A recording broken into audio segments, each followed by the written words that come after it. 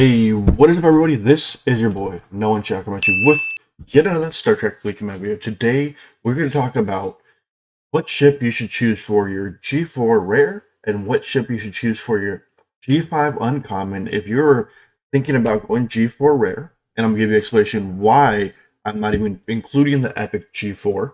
And then we're going to go over the G5 Uncommon ship in the game. But before we get into the video, don't forget to like, subscribe, hit that bell notification down below. Remember below that, come join my Discord. There are some donation links listed down below. If you appreciate my content or you want to help out, just donate down below. And don't forget, I do stream on Twitch Monday, Wednesday, and Friday from 1 to 2:30 Pacific Standard Time. If you have any comments or concerns, you can hit me up on Discord or in comments down below and we can talk. So let's actually get into the video and actually investigate or actually look at the ships that you could possibly get. We'll look at the faction tab and then we'll hop over to the ship tab afterwards. So you're looking at Federation and you're like, should I get the Newton? Okay, or should I get the Northcutt? Okay. Or the other ship you would choose between would be the Coronar or Vorcha. I call it the Vorcha, but it is a Vorcha.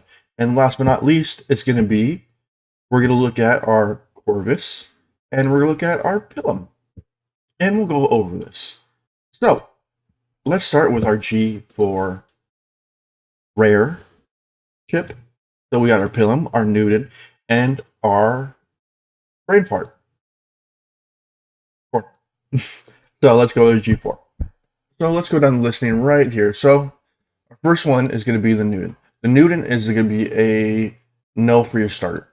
Right off the bat, it's going to be no. Most players that go into the G4 territory usually don't touch the Newton because it has a odd firing pattern. As a G5 player, 55 player, I still don't have it. Each of the G5 ships, of course, are going to have this boost, which is so nice. The Newton, Coronar, and the Pilum had a 10% boost for resources off hostiles, meaning that's including rep and including rep and Armada credits, anything that's on the loot table. All right, we have the Newton right there. Next one is going to be your Pilum, but I'm going to go for the first one that I chose is going to be the Coronar. Because, well, I like explorers, and I'm a hardcore explorer player. I went with the Coronar because, well, it's a beauty, and it's a Brel on steroids. That was the only reason I went with it. I thought it was a beautiful ship, and it was worth getting. It did serve my purpose to 55, and I'm still using it as is. But with most players, we'll go for the Pilum. And the reason behind people go for the Pilum is because of the shot pattern. The shot pattern of the Pilum is probably the most insane shot pattern in the game, so how it fires. I don't have it memorized, but that's how it is. The shot pattern is amazing. Plus, you have its good stats. We don't have to worry about the isolytic because that's all personal player choice. We don't have to worry about this. It's a glitch. Damage per round. Armor piercing. It just has good stats. An interceptor. It's not weak at all. It's not squishy, but it's a great ship. And if you want to take a look, since I still don't have that one either as a 55 player, but I do have my Coronar, we can take a look at some of the stats of the Coronar at 55 and a tier, I think it's tier, I thought it was tier 8 or tier 7. It's been a bit since I looked at the stats. It should be right here. Let's speed that up for you guys. Boom. Manage. Right here, we have a tier 7 Coronar. The stats is what we look at. We look at the loot per bonus at level tier 7. You get a 60% loot bonus for hostiles, anything on the loot table, rep, and Armada related. And once you get tier 7, it starts to get a little bit pricier. That's going to be for all ships. So you see right here, 24k just for an upgrade. But that's with all efficiencies. Remember, work on your efficiencies as you level up. If you don't, you're going to be put at a standstill. And our next thing is we're going to talk about why you should not choose your G5 ships. Or G4 epics, why you should not. The reasoning behind why you don't choose your G4 epics, I do have one now that was after I got my G5 uncommon, is because the simple fact alone is it costs 1,600 blueprints. I'm going to open up my calculator on my phone since I am not on my desktop, so I can't pull it up for you guys. 1,600 a blueprint, X by 650, which requires 1,040,000 faction credits to be able to unlock. And let's do a comparison versus a G5 uncommon. So let's go to G5 uncommon. We'll look at the Corvus.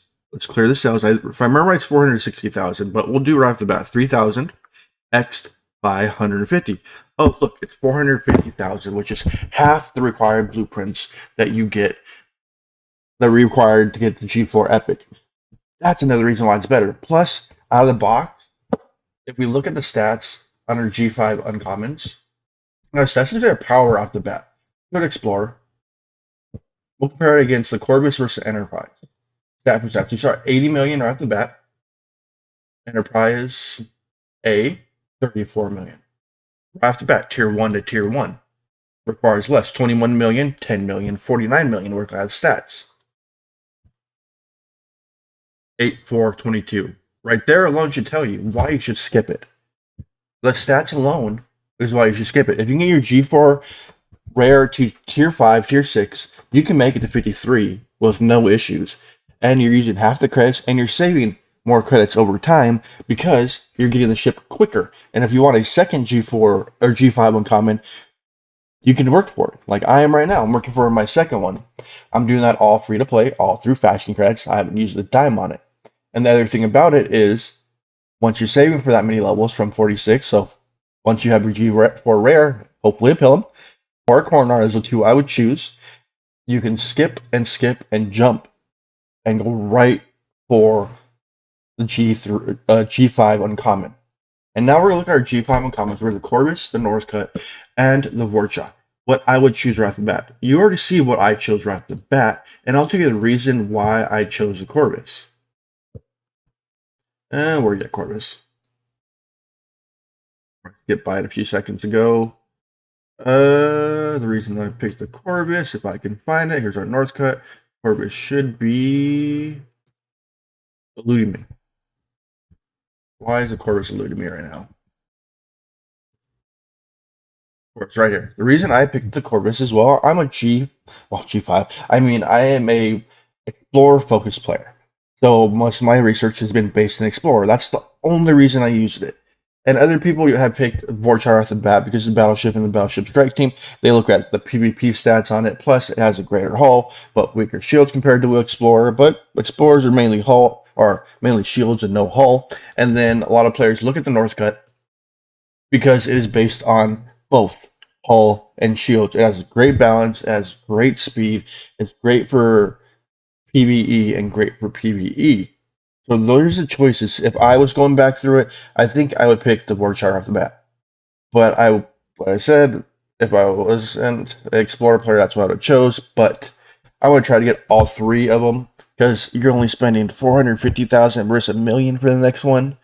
Even if you take a look at like the G5 uncommon or the G5 rares, like we look at the stats on those, like we're at $1 million alone just for an G5 epic or G4 epic. So we're looking at 350. And it's about the same amount of blueprint. It's the same cost of blueprint. So we're going to clear that off my cell on my phone. 3,000 X by 350. Oh, look. I cost you the same amount as a G5 or G4 epic ship. 1,050,000. So skip the G4 epic and make sure you have your credits for your G5 uncommon. And then you'll have 500k left. You can start saving up again, and you'll have enough for your rare when you get there. Because you can push this all free to play. You guys need to focus on that. Alright guys, I hope you found this video informative and helpful. And don't forget to hit the follow button, or hit the like button if you can. Hit the subscribe. Hit that notification to know when I post a video. And don't forget, down below, there is a Discord link. Come join my Discord. Come join the conversation. And don't forget, there are donation links listed down below. This is my main source of income, so if you enjoy the content or you want to help out, you can donate. And don't forget, I do stream Monday, Wednesday, and Friday from 1 to 2:30 Pacific Standard Time on Twitch. Alright guys, it is Nowonshall signing out. Peace out. Have a wonderful day.